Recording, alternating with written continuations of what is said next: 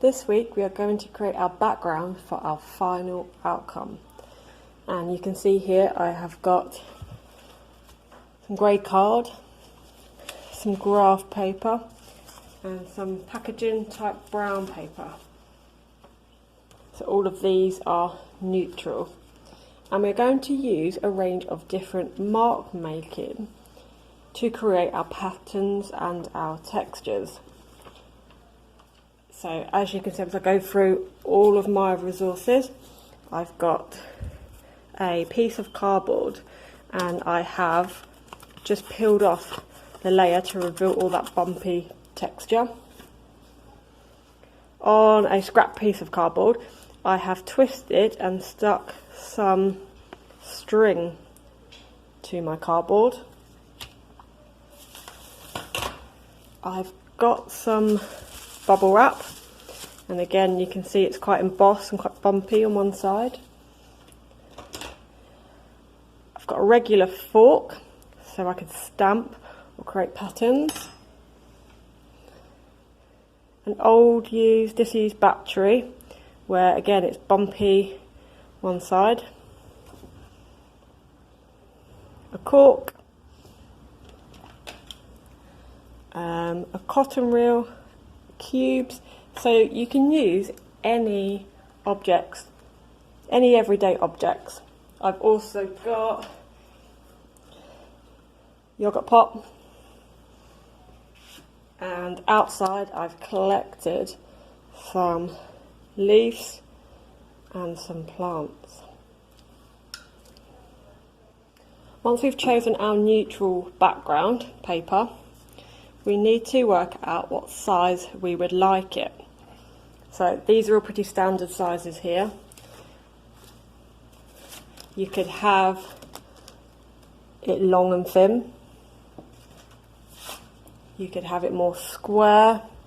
Okay, it's entirely up to you. So your first decisions are what paper and what size. And we are going to start off with our first layer of our background. So you'll need your tray, your roller, and a chosen paint colour. So we're going to use our roller to build up the first layer of texture on our chosen paper or card. And in my tray I've got a dark green and a lighter green. And I'm not going to totally smother my roller.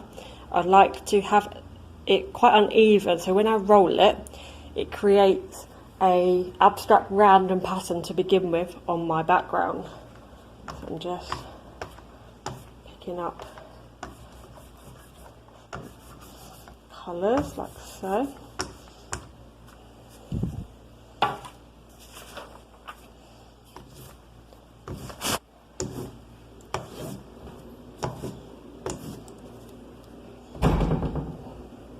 That's the example on the brown packaging paper. So once our layer has dried, we're going to move on to creating some interesting marks on our background, and I'm going to use some bubble wrap.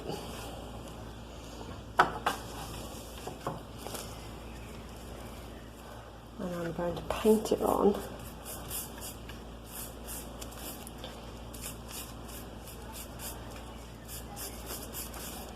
I'm not doing it evenly, I'm kind of just applying the paint so it's thicker in some areas and not so much in other areas.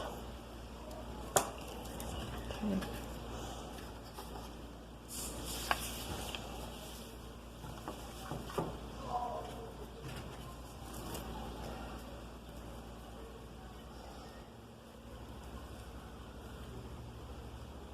And I'm going to press hard without moving it, and it should pick up some lovely texture. And I'm repeating the pattern, just going down one side of my page. Again, putting some pressure.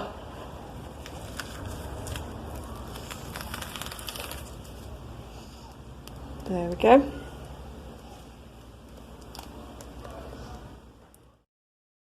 In this experiment I've got my dark green background, and I have just peeled off a layer of cardboard, and I'm going to print onto my card and just to see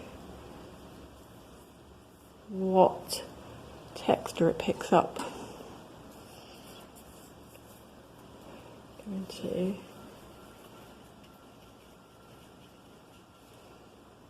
just paint onto that.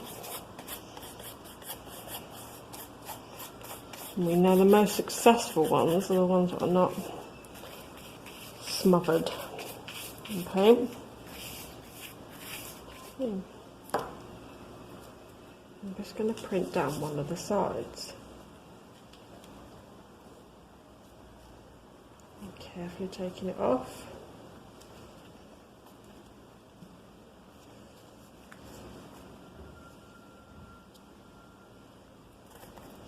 And let's add another layer.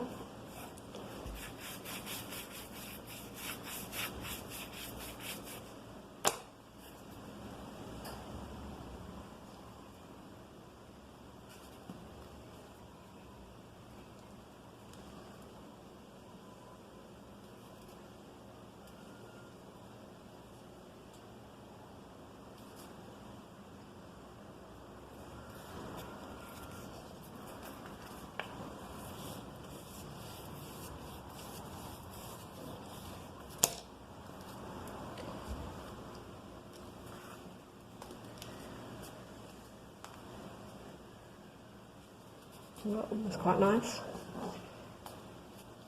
And you can see how I'm using the cardboard, and as I'm printing it, it is in the same direction, and this helps to define our patterns as well.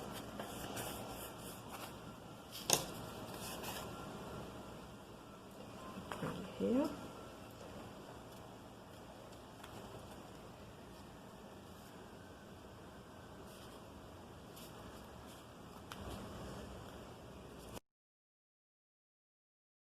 And I'm going to let that one dry, and then I'm going to go back to it. So this layer was created using the ripped cardboard. I'm now going to add my second layer, and I'm going to use a purple, and I'm going to try out using my yogurt pot. I'm going to stamp it this way round. So I've got some paint all around the edges.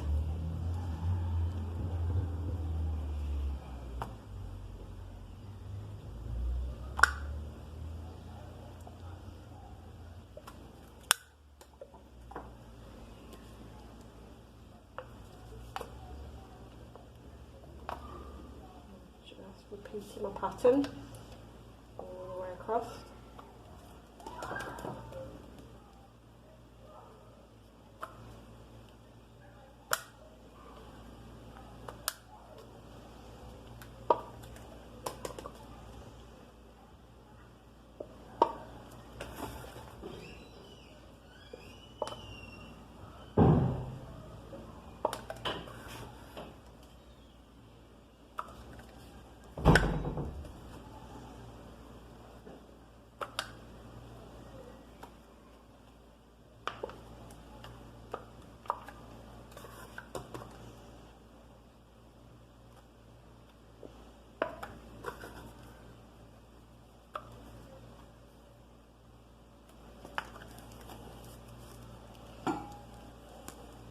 And as you can see, that's dry, and that dries.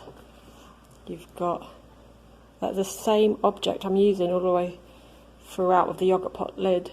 It was picking up different elements of the paint. In this experiment, I've got my brown packaging paper, and I'm going to try and print segments of my orange in a repeated pattern. So I have got my segment here. I'm going to dip it into the green and start to print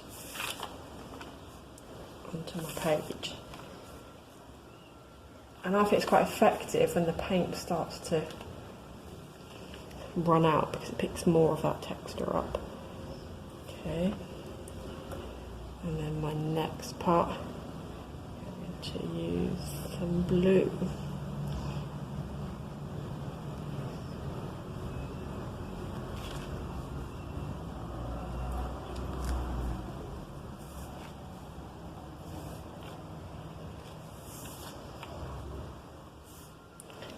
Then go back to my green, wiping off a little bit of that paint.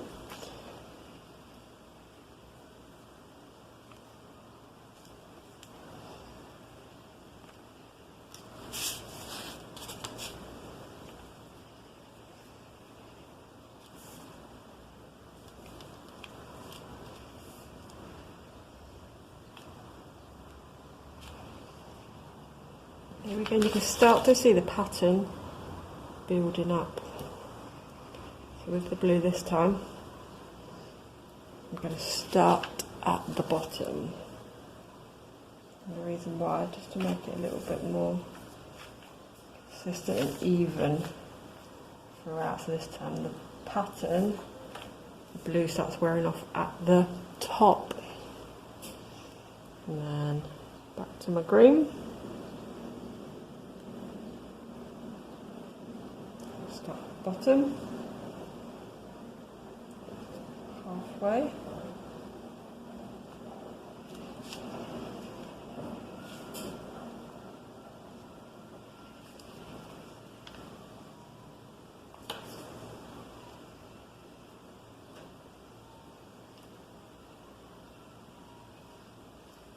There we go. And finally, I'm going to put my blue.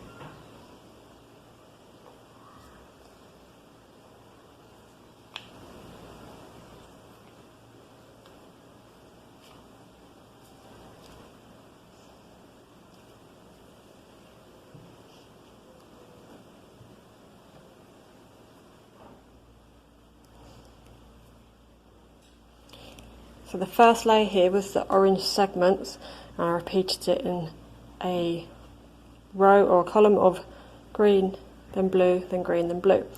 And I'm now going to add my second technique on top. So I have wrapped some string around some cardboard, and I'm going to stamp onto this background and see what effects it makes.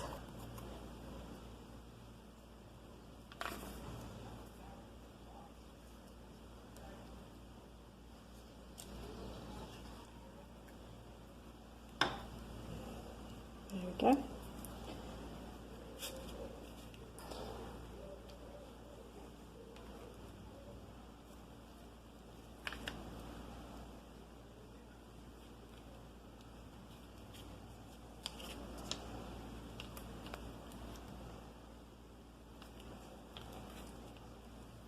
And I'm creating a series of lines. I'm just going to paint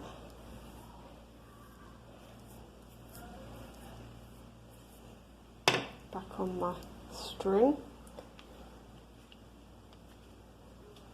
And the whole purpose of the second layer is to add a bit more detail. And I don't want to cover up the layer below completely.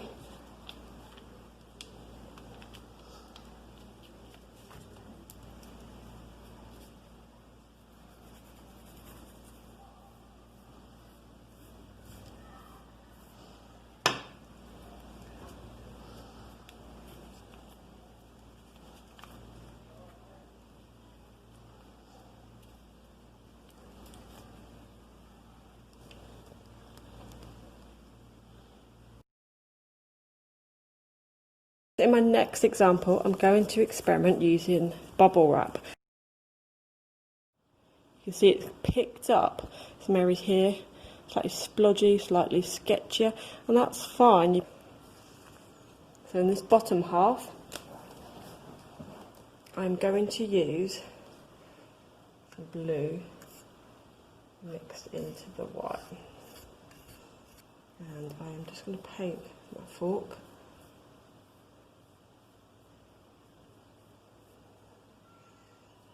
But please remember, whatever you decide to have as your background, it has to be a repeated pattern to look the most effective. So I'm going to use my fork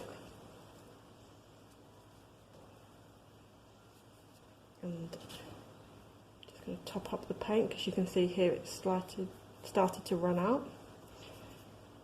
Again, just coat him.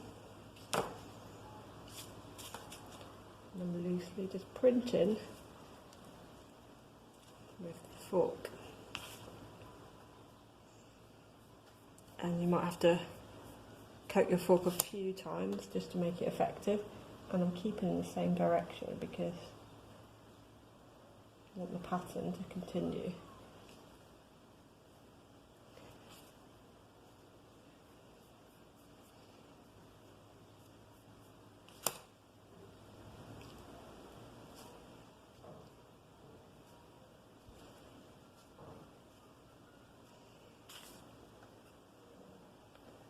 Again, just covering my fork.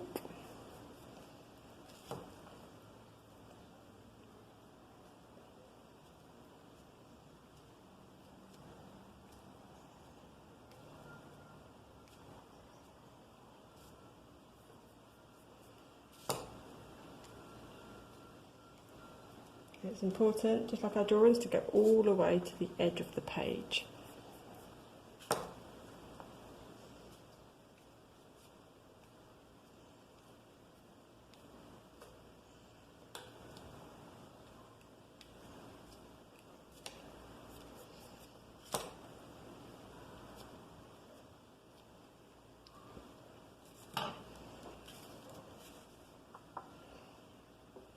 And then when that dries,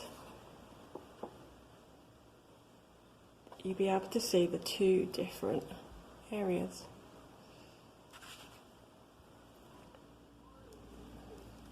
So whilst mine are out here drying, just going to give you a little bit of a recap. So we have to choose our paper, card, and the size of our backgrounds. Then we need to create our first layer. We could use the rollers. We could use the cardboard as a stamp. We could use a piece of fruit or vegetable and create the outline of that. And once that dries, we are going to add our second layer. And our second layer has to be a different colour. So in this example here, I have used the bubble wrap and repeated the pattern only down the side. In this example, I added the yogurt top and I printed it all the way throughout the background. So that's a repeated geometric pattern. In this example, I wrapped some string around the cardboard and I used a different colour, but I printed in the same direction. So all the lines are going down. And it doesn't matter if it picks up or splodges in certain areas, it just makes our backgrounds more unique.